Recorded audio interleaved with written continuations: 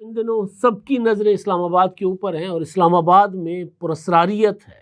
یوں لگ رہا ہے کہ جیسے کوئی خفیہ مشن سر انجام دیا جا رہا ہے.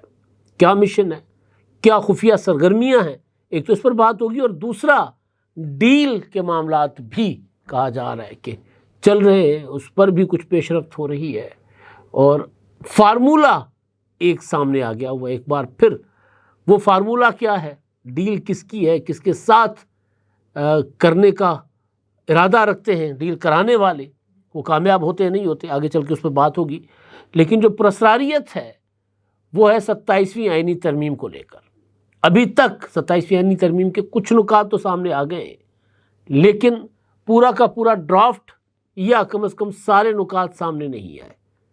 ایک تو بلاول بھٹو زرداری صاحب نے ٹویٹ کر دیا تھا، لیکن اس کے علاوہ بھی خدشات اور امکانات، اور پھر کچھ لوگ جو کہتے ہیں کہ باخبر ہیں، ان کے دعوے کہ صرف اور صرف 18ویں ترمیم کے متعلق ترامیم نہیں ہوں گی، NFC ایوارڈ کا مسئلہ نہیں ہوگا، صرف آرٹیکل 243 تک معاملہ محدود نہیں رہے گا جو افواج پاکستان کے سربراہان کے تقرر کے متعلق ہے.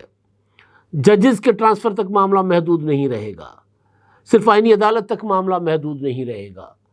ایجوکیشن اور آبادی پر کنٹرول کی وزارتیں وفاق کے حوالے ہونے کا معاملہ نہیں رہے گا، بلکہ کچھ اور معاملات بھی کہا جا رہا ہے کہ وہ جو پچھلے دنوں زیر بحث رہے اور جس کے اوپر ایک بڑی مہم بھی شروع ہو گئی. ایک بہت بڑے ٹی وی بلکہ میڈیا ہاؤس اور ایک بہت بڑے اسکول سسٹم چلانے والے میاں عامر محمود صاحب جس مشن کو لے کر چل رہے ہیں، کہا جا رہا ہے کہ اس کے اوپر بھی کچھ نہ کچھ ہو سکتا ہے. یعنی پاکستان میں زیادہ صوبے بنانے، پنجاب کو 6-8 صوبوں میں تقسیم کرنے، سندھ کو 2-3 صوبوں میں تقسیم کرنے، KPK اور بلوچستان کو 2-2 حصوں میں تقسیم کرنے، یہ معاملات بھی کہا جا رہا ہے کہ ہو سکتے ہیں، کیونکہ ساری کی ساری وہ جو ڈرافٹ ہے وہ تو سامنے نہیں آیا، تجاویز ساری سامنے تو نہیں آئیں. ایک تو ظاہر ہے وفاق یا وفاقی حکومت یا قومی اسمبلی یا سینٹ، وہ تو بذات خود کسی صوبے کو تقسیم کرنے کے لیے اپروپریٹ فورم نہیں ہے. اس کے لیے تو متعلقہ صوبائی اسمبلی کی قرارداد اور اس کے بعد پھر پارلیمنٹ کی قرارداد اور اس کے بعد قانون سازی یا آئین میں ترمیم وہ درکار ہوتی ہے. لیکن کہا یہ جا رہا ہے کہ جہاں، کیونکہ کوئی بھی جب آئینی ترمیم ہوتی ہے، جس طرح 18ویں ترمیم تھی تو 100 سے زیادہ ترامیم تھی، 26ویں آئینی ترمیم میں بظاہر تو 2-3 نظر آ رہا تھا نا کہ ججز کا معاملہ تھا، لیکن اور بھی کئی ترامیم تھی. مطلب ججز کا معاملہ مطلب سپریم کورٹ آف پاکستان کے جو چیف جسٹس کے تقرر کے حوالے سے اور آئینی عدالت کے آئینی بینچ کے حوالے سے معاملات تھے. لیکن اس کے علاوہ بھی بہت کچھ تھا. تو بہت کچھ ہوتا ہے، ایک پیکیج ہوتا ہے پورا کا پورا. تو چند چیزیں تو سامنے آ گئی ہیں، لیکن خفیہ چیزوں میں خدشے کا اظہار کیا جا رہا ہے کہ یہ بھی ہو سکتا ہے کہ آئین کی وہ شق جو صوبے بنانے کے متعلق بااختیار بناتی ہے صوبائی اسمبلیوں کو نئے صوبے بنانے کے متعلق، کسی بھی صوبے کی جو حدود ہیں، جغرافیہ ہے، اس میں تبدیلی لانے کا جو اختیار ہے وہ متعلقہ صوبائی اسمبلی کے پاس ہے. آئین کہتا ہے کہ اس کی منظوری اور منشا کے بغیر نہیں ہو سکتا، تو وہ اختیار ختم کر لیا جائے.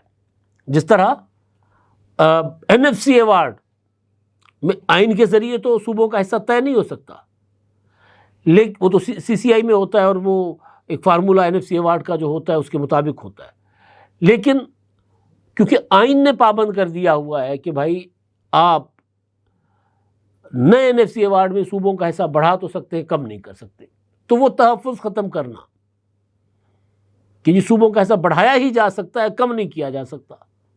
تو اسی طرح ہر صوبے کے پاس یہ اختیار ہے کہ وہ اپنی اسمبلی کے ذریعے اپنی جغرافی کے اندر رد و بدل خود کر سکتا ہے یا انکار کر دے. تو یہ بھی ایک خدشے کا اظہار کیا جا رہا ہے. لیکن بہرحال ابھی تک جو ایکٹیویٹیز سرعام سامنے آئیں وہ بھی خفیہ تھی.